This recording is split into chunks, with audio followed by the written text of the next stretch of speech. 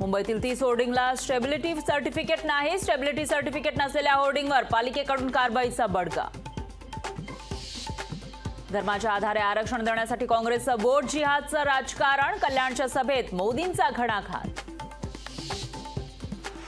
केजरीवालांना अंतरिम जामीन देऊन विशेष वागणूक। अमित शहांचा खळबळजनक आरोप।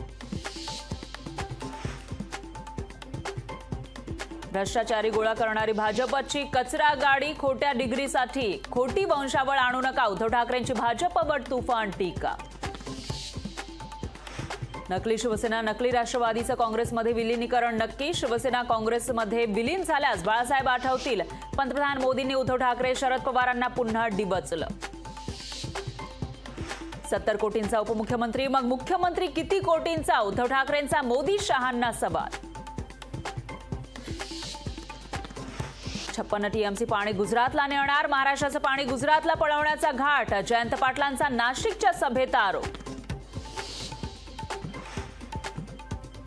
फतवे निघतात तेव्हा 90% मतदान होतं। तुम्ही गाफील राहिलात तर त्याची मोठी किंमत मोजावी लागेल। गिरीश महाजन यांचं महायुतीच्या मतदारांना आवाहन। केरळमध्ये 31 मे रोजी मान्सून दाखल होणार। महाराष्ट्रामध्ये 7 जूनची डेडलाईन। मान्सून पाळणार का याची उत्सुकता। लोकशाही मराठी ऐका, पहा, जागरूक रहा।